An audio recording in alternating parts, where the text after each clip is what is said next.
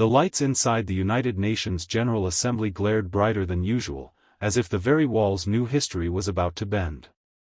Delegates shifted in their seats, translators leaned closer to their headsets, and camera operators steadied their focus.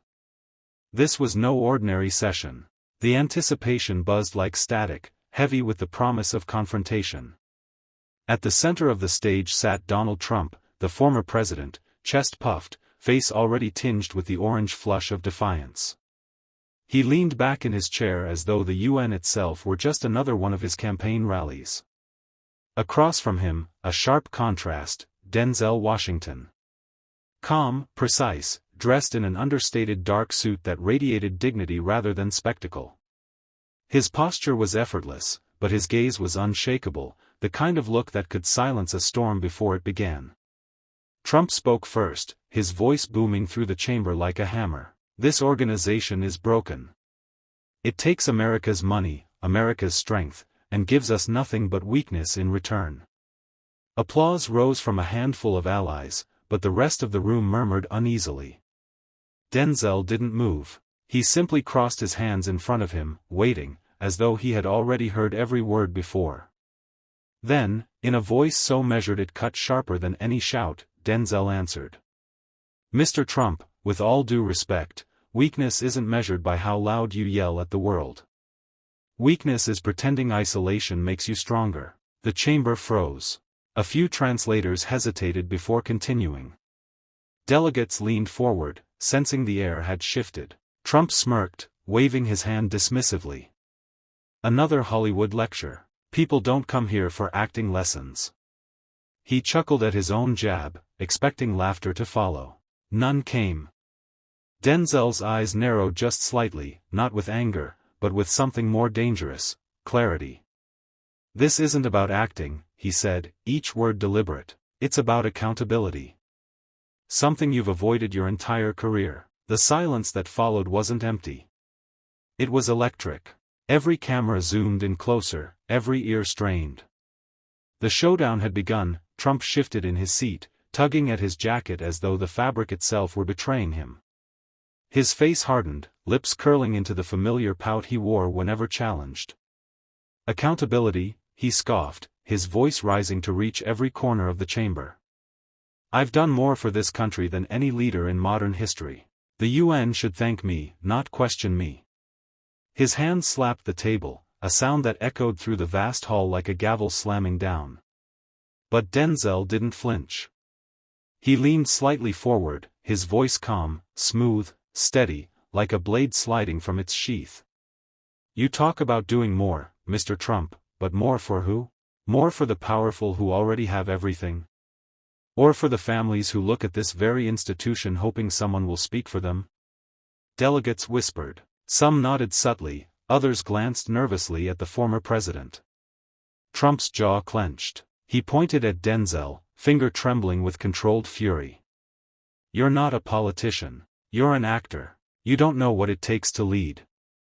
The words hung in the air like smoke, heavy and suffocating.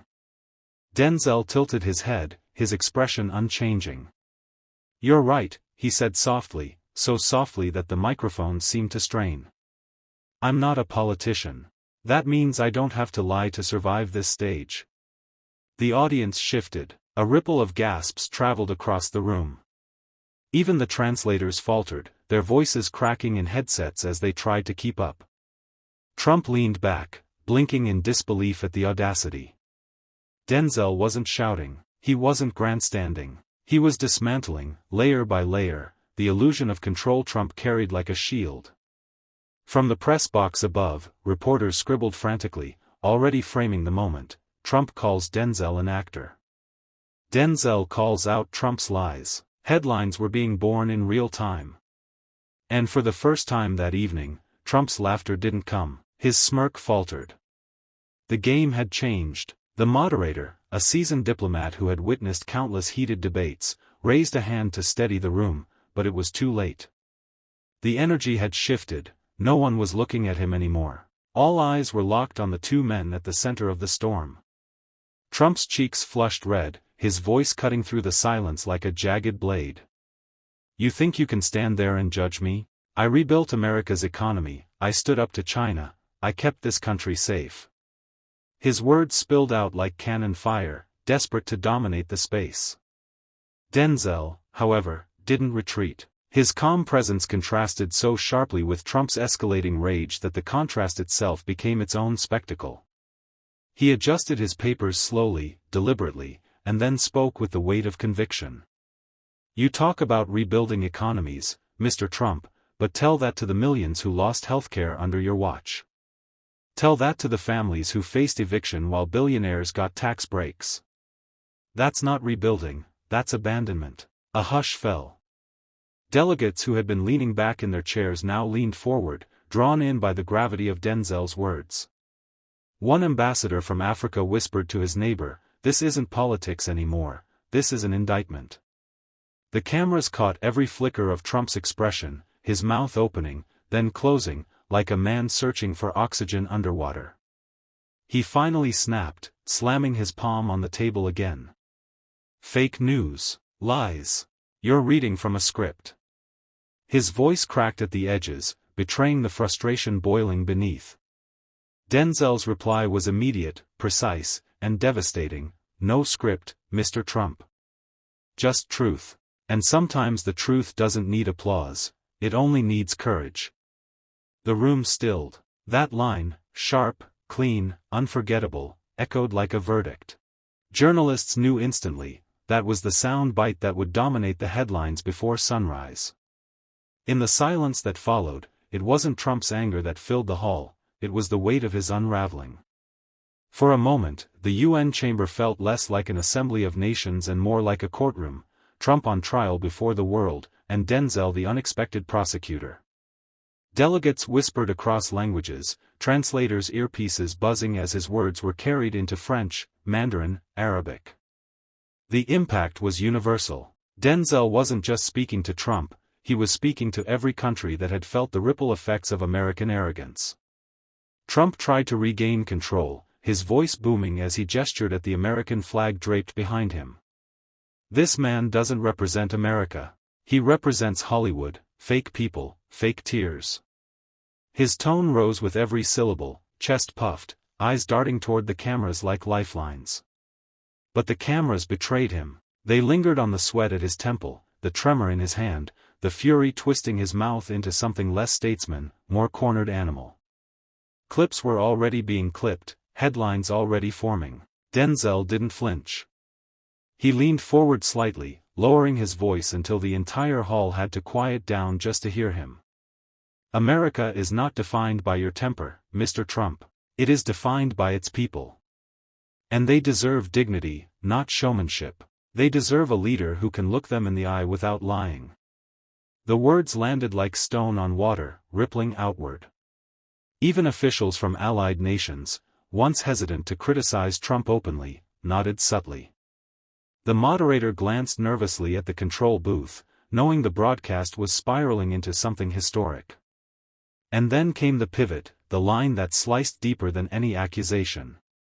Denzel lifted a single document, its bold title visible to the cameras, UN Report on Human Rights Violations, 2018 to 2020. He didn't need to summarize. The gesture itself said everything. The chamber erupted, not in applause, but in tension so thick it nearly buzzed in the air.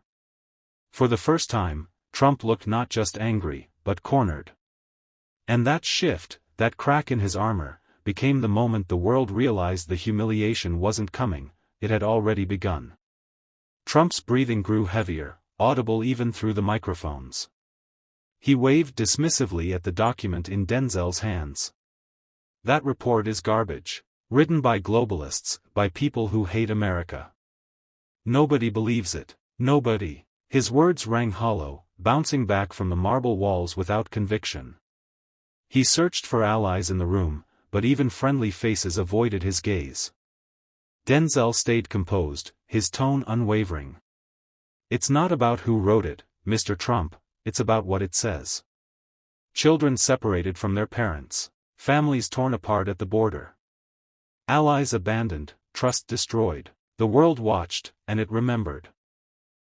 He tapped the report gently, not as performance, but as evidence, as if each tap was a gavel strike against the former president.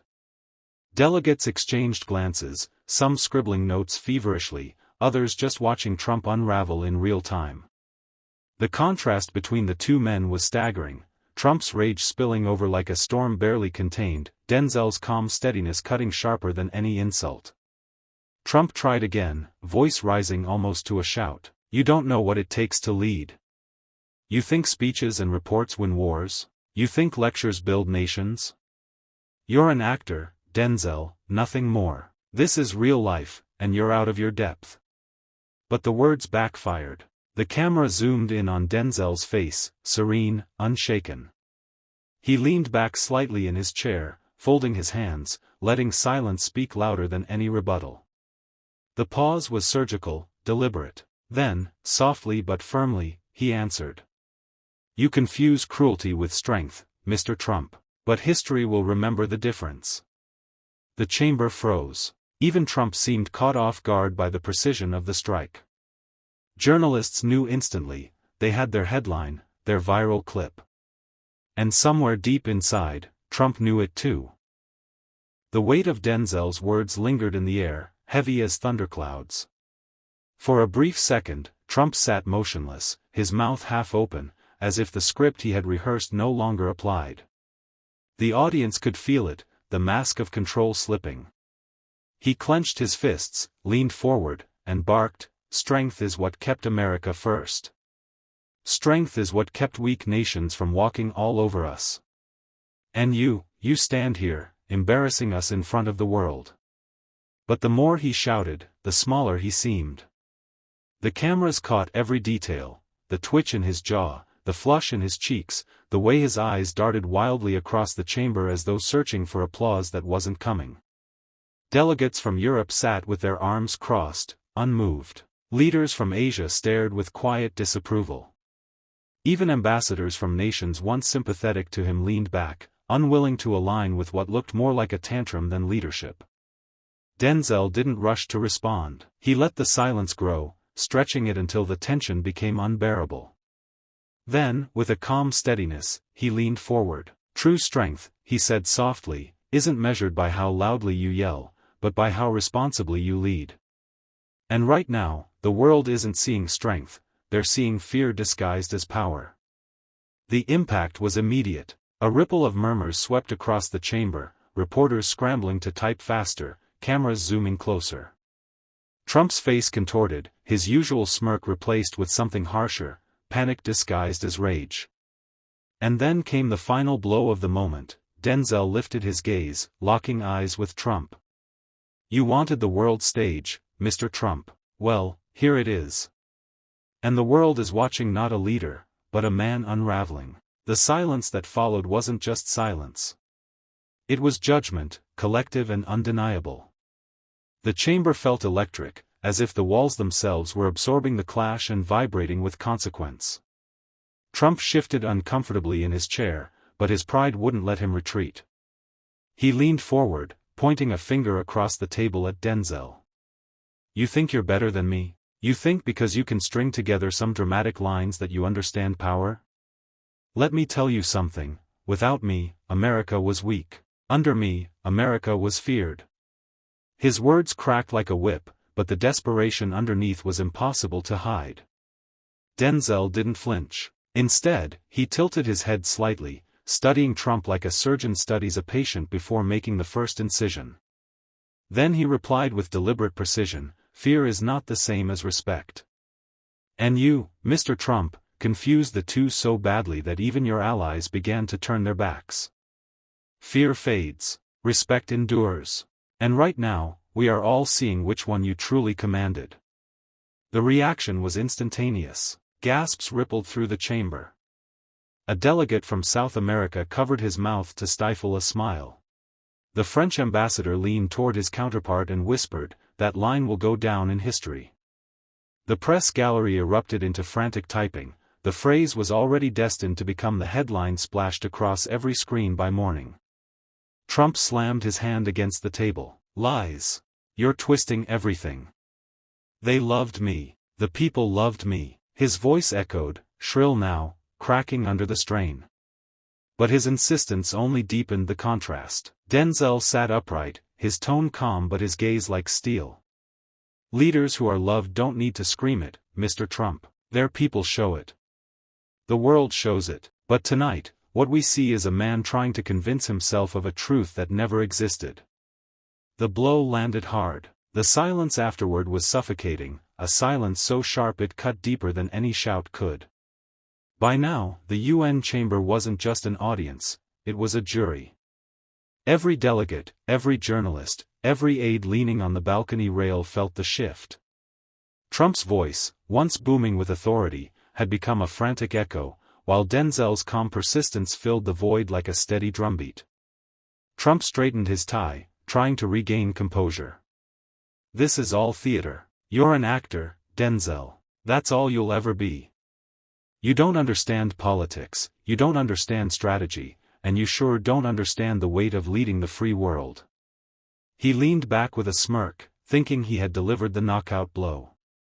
But the chamber wasn't buying it. Denzel waited, unhurried, letting the smirk hang in the air long enough to rot into arrogance. Then, with his voice measured and unwavering, he said, "Maybe I am an actor. But actors reveal truths through stories. And what the world has seen tonight is the story of a leader who mistook arrogance for wisdom and spectacle for strength." The room stirred. Delegates shifted in their seats, nodding subtly. A few even let out quiet gasps. The cameras caught everything, the contrast between Trump's forced grin and the quiet confidence radiating from Denzel's side of the table. Trump scoffed, "You think words matter? You think the world cares about your little speeches?" He leaned forward, his face red with rage, and Denzel answered, sharp as a blade, "Yes, Mr. Trump. Words matter. They start wars. They end them. They divide nations, or unite them. And tonight, your words have revealed not a commander, but a pretender." The impact reverberated like a gavel strike. The chamber sat in stunned silence, every camera frozen on Trump's face, his jaw tight, his eyes burning, his pride unraveling before the world. The silence in the chamber now carried a different weight, not just discomfort, but revelation. Delegates leaned forward, sensing they were witnessing a moment that would be replayed in classrooms and documentaries for years to come. The clash had gone beyond politics, it had become symbolic. Trump's voice returned, strained but louder, as if volume alone could rescue him. "You don't represent America. You never did, and you never will. I represent the working people, the forgotten men and women. They love me because I gave them a voice." His fists clenched, his face a storm of fury. Denzel remained motionless, his stillness an act of defiance. He let Trump's words hang, then replied, slow and deliberate, every syllable landing with weight. "If giving people a voice means silencing everyone else, if leadership means humiliating the vulnerable and dividing the world, then maybe the forgotten aren't forgotten at all. Maybe they've just been misled." Gasps erupted from the gallery. Translators stammered into their earpieces, voices carrying his words across continents in real time. In Paris, in Nairobi, in Seoul, people were already watching the clips explode across social media, hashtags forming like wildfire. Trump leaned forward, nearly shouting, "You dare stand here, in front of the United Nations, and accuse me of misleading my people?" Denzel didn't blink. He leaned in just enough to close the distance without raising his voice. "I don't accuse you, Mr. Trump. Your own words do." The blow was surgical, undeniable. For the first time, Trump recoiled, not physically, but in his eyes. A flicker of doubt. A crack in the armor. The chamber felt it. The world watching through their screens felt it. The unraveling had become undeniable. The chamber seemed to hold its breath. Trump, usually the master of dominating a room, now looked like a man fighting shadows. His face flushed, his gestures jerky, his voice trembling with the effort of keeping control. "This is a witch hunt," he spat, his words echoing in the marble hall. "You're twisting everything, turning the world against me. It's unfair. But Denzel didn't raise his voice, didn't even change his posture. He simply adjusted his glasses, placed the UN report on the table, and spoke in a tone so calm it cut sharper than any scream. "What's unfair," he said, "is using power to divide, when it could have been used to heal. What's unfair is calling truth a witch hunt, when millions lived through the consequences of your choices. The world isn't against you, Mr. Trump. It's just no longer blinded by you." The words landed like a hammer. Delegates sat frozen, their eyes darting between the two men. In the gallery, journalists typed feverishly, already knowing the headlines would write themselves: Trump's meltdown, Denzel's calm, a UN showdown for the ages. Trump tried to laugh it off, a hollow chuckle that rang false. But the cameras lingered on his face, strained, tired, exposed. For once, the performance failed. Denzel leaned back slowly, folding his hands. He didn't gloat. He didn't push further. He simply let the silence roar. And in that silence, the verdict was written, not by a judge, not by a jury, but by the world itself. As the session ended, delegates rose, some shaking Denzel's hand, others whispering to aides. Trump stormed out, his entourage scrambling to shield him from the cameras. But the image was already burned into history, a man undone by his own fury, and another who defeated him without ever raising his voice. The clash would echo long beyond the UN walls. Not just as a political moment, but as a lesson: sometimes the loudest power is not the shout, but the silence that follows truth. And there you have it. A moment that shook not just a room, but the world stage itself. Denzel didn't need anger, he didn't need theatrics, just calm, unshakable truth. And in the silence that followed, Trump faced something he couldn't escape: himself. What do you think? Did this showdown reveal more than politics ever could? Drop your thoughts in the comments, and if this story gripped you, hit subscribe, because more untold moments are on the way.